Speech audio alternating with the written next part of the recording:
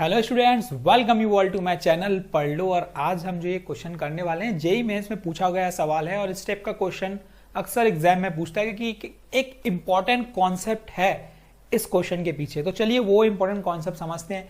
आगे कोई क्वेश्चंस अगर आते हैं इस टाइप के तो आप बना सकते हो, ठीक है, डेफिनेटली बना पाओगे अगर ये कॉन्सेप्ट समझ लोगे। तो इस टाइप का क्वेश्चन अक्सर पूछता है।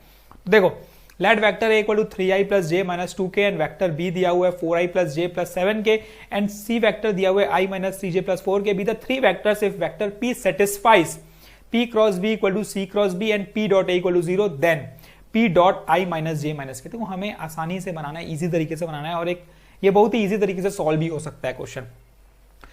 इंपॉर्टेंट क्या है, गिवन पे ध्यान दो। गिवन क्या है, देखो ये कंडीशन एक दी हुई है, यहां पे अगर ध्यान दोगे तो ये कंडीशन दी हुई है और वो कंडीशन बोलती है P cross B equal to C cross B। और इसमें अगर आप नोटिस करोगे तो B वेक्टर दोनों के पास है, क्रॉस प्रोडक्ट में सेम वेक्टर है। तो हम क्या कर सकते हैं, हम इसको एक साइड ला सकते हैं, तो ये ऐसा कुछ बन जाएगा C cross B equals to 0। अब मैं इसमें से क्या कर सकता हूं, देखो B वेक्टर को कॉमन आउट ले सकता हूं एज अ डिस्ट्रीब्यूटिव प्रॉपर्टी। तो ये बन जाएगा B वेक्टर क्रॉस, ठीक, ये हो जाएगा हमारा P vector minus C vector equal to 0। अगर आप नोटिस करते हो इस चीज को तो ये इस इक्वेशन को तो ये बोलता है कि दो वेक्टर का क्रॉस प्रोडक्ट 0 है।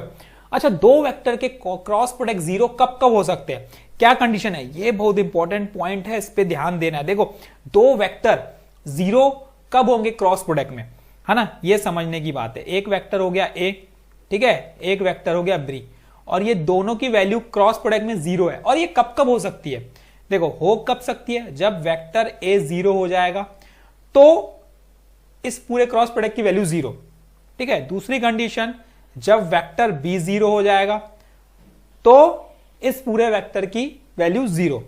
अब तीसरी कंडीशन ये है कि अगर A वेक्टर और B वेक्टर आपस में पैरेलल हो, मोस्ट इंपॉर्टेंट, ठीक है। पैरेलल का मतलब क्या भाई, एंगल 0, दोनों वेक्टर के बीच पैरेलल है मतलब एंगल 0। एंगल 0 मतलब अगर क्रॉस प्रोडक्ट में साइन 0 आता है, साइन थीटा आता है, तो थीटा की जगह 0 पुट करोगे तो साइन 0 0 होता है, तो साइन 0 0 होता है तो सब वैल्यू पूरी क्या हो जाएगी, उसकी 0 हो जाएगी।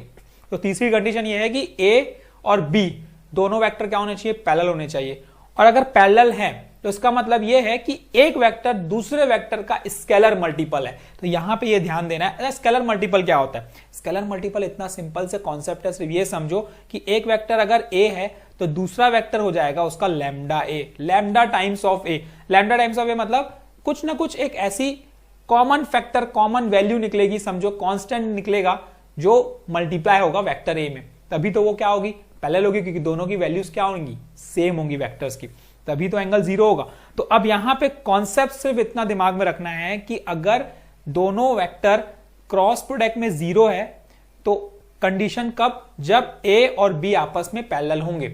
अगर ये पैरेलल है तो इसका मतलब उनका क्रॉस प्रोडक्ट 0 होगा और एक वेक्टर दूसरे वेक्टर का क्या होगा, स्केलर मल्टीपल होगा। कब, जब पैरेलल होगा।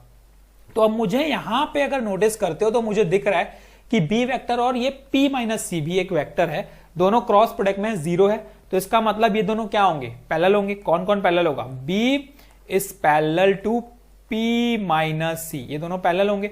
तो मतलब एक वेक्टर दूसरे वेक्टर का स्केलर मल्टीपल होगा। इतना सा कॉन्सेप्ट समझना था क्योंकि ये कॉन्सेप्ट आगे यूज होगा, ठीक है।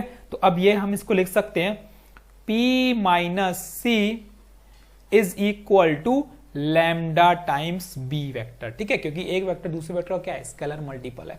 तो अब इसमें सिर्फ हमें काम क्या करना है कि लैम्डा निकालना है, क्योंकि ठीक है, उसके पहले P कर लेते हैं हम लोग। यहाँ पे P क्या मिलेगा, लैम्डा B प्लस C, ठीक। अब लैम्डा B प्लस C से आप लैम्डा कैसे निकालोगे, ये इंपॉर्टेंट है ना यार, जो गिवन है, मैंने फिर बताया गिवन पे ध्यान देना है। देखो P.8 दिया हुआ है और हमें यहाँ पे P दिया हुआ है, तो मैं क्या करता हूं, A को मल्टीप्लाई कर देता हूं एज अ डॉट प्रोडक्ट में। तो ये क्या बन जाएगा, देखो P डॉट A, जो स्टेप बोलते जा रहा है हमें करते जाना है, A डॉट B, ठीक है, plus A dot C, P dot A 0 equals to lambda A dot B। चलो यहां पे साइड में हम लोग A डॉट B निकाल ही लेते हैं। A डॉट B क्या मिलेगा, देखो इन दोनों का dot product 3 into 4 that is 12, 1 into 1 that is 1 -2 into +7 कितना हो जाएगा, ये हमारा -14। सॉल्व करो कितना होगा, 12 और 1 13, 13 में से 14 गया -1, a डॉट बी मिल गया। अब सिमिलरली हम क्या निकालते हैं, a डॉट सी भी निकाल लेते हैं साइड में। 3 into 1 that is 3, 1 into -3 that is -3 और -2 इंटू +4 दैट इज -8। तो इसकी वैल्यू आ जाएगी हमारी -8 है। ठीक है, वैल्यू पुट कर देते हैं। a की वैल्यू क्या है, -1 है यहाँ पे, प्लस ये हो जाएगा -8। तो ये हो जाएगा, इधर ट्रांसफर होगा तो लैम्डा की वैल्यू आ जाएगी हमारे पास यहाँ पे -8। ठीक है, समझने की बात है, जो कि लैम्डा था वो -8 आ चुका है। मुझे वैल्यू निकालनी थी लैम्डा की, लैम्डा निकल चुका है। जब लैम्डा निकल चुका है तो मैं पी निकाल सकता हूँ। पी कैसे निकालेंगे, देखो इसमें पुट करके, इसको नाम देता हूँ इक्वेशन नंबर 1, तो इस इक्वेशन नंबर 1 में पुट करके तभी तो मैं उसको डॉट प्रोडक्ट करूंगा i - j - k के साथ और मेरा आंसर आ जाएगा। ठीक है, तो अब लैम्डा की वैल्यू -8 मैं पुट ही कर देता हूं। तो पुट करने पे वैल्यू क्या आएगी, देखो पुट करने पे जो वैल्यू आने वाली है वो ये आने वाली है, p vector equals to -8 into b vector plus c vector, है ना। तो अब वैल्यू पुट करेंगे तो क्या होगा, -8 इंटू बी वेक्टर के साथ मल्टीप्लाई हम लोग चलो डायरेक्ट कर देते हैं यहाँ पे।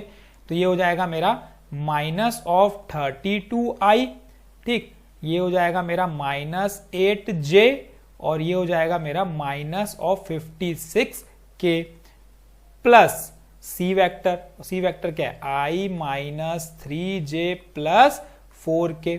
ठीक, अब सॉल्व कर लेते हैं। सॉल्व करने पे देखो क्या आएगा, सॉल्व करने पे आएगा मेरा ये -32 + 1 that is -31i, -8 - 3 -11j, -56 + 4 -52k। देखो p वेक्टर आपको मिल गया। बस अब हमारा काम क्या था, p वेक्टर निकालना, और p वेक्टर हमने निकाल लिया। देखो किस तरीके से, सिर्फ एक छोटा सा कॉन्सेप्ट है कि दो वेक्टर क्रॉस प्रोडक्ट में जीरो कब होंगे, वो भी सिंपल है, जब एंगल जीरो होगा। और एंगल जीरो कब होगा, जब भाई दो वेक्टर पैरेलल होंगे। पैरेलल होंगे तो एक वेक्टर दूसरे वेक्टर का क्या है, स्केलर मल्टीपल है, खत्म, इतना सा कॉन्सेप्ट है। ठीक है, अब p वेक्टर आ गया, इसके साथ करना है डॉट प्रोडक्ट करना है i - j - k के साथ। तो कर देते हैं, चलो यहीं पे कर देते हैं। क्या हो जाएगा, देखो डॉट प्रोडक्ट करोगे तो ये -31 होगा, इसके साथ करेंगे तो ये क्या होगा, +11 होगा, इसके साथ करेंगे तो क्या होगा, ये +52 होगा। और अगर आप इसको सॉल्व करते हो तो -31 + 11 -20 -20 + 52 दैट इज 32। तो 32 आ गया हमारा करेक्ट आंसर। बहुत ही आसान क्वेश्चन था। ठीक है, क्वेश्चंस हार्ड नहीं है, जेई के क्वेश्चंस हार्ड नहीं है। एक्चुअली कोई क्वेश्चन मैथमेटिक्स का हार्ड होता नहीं है, कोई भी सॉल्यूशन, कोई भी क्वेश्चन हार्ड नहीं होता। हार्ड हम खुद बनाते हैं उस चीज को सोच सोच के कि भाई ये हार्ड है, आईटी जेई, अरे बहुत टफ, ये हम खुद क्या करते हैं, क्रिएट करते हैं अपने माइंड में कि ये चीज हार्ड है, ये चीज टफ है, ये चीज इजी है। ऐसा कुछ भी नहीं होता ना, ये आप खुद करते हो। अगर बनना है, सक्सेसफुल होना है, चीजों समझनी है तो क्या करो, हार्ड बोलना छोड़ दो। हर चीज को क्या बोलो, अरे आसान है यार, ये तो इजीली बन जाएगा। और वाकई में वो चीज आसान होती है। हम क्वेश्चन देख के, हम सोच के डर जाते हैं और बोल देते हैं कि ये नहीं हो पाएगा और हार मान लेते हैं। तो ऐसा नहीं करना है, आपको ट्राई करते रहना है। ठीक है, करते रहना ट्राई। बाकी आपके पास बहुत सारे प्लेटफॉर्म्स हैं, हम भी हैं आपके लिए। ठीक है, कोई क्वेश्चन है तो you can ask in comment section. All the best, keep practising, practice करना मत भूलो, प्रैक्टिस करते रहो। कोई क्वेश्चन है तो हम बताएंगे, कॉन्सेप्ट्स हम आपको बताएंगे।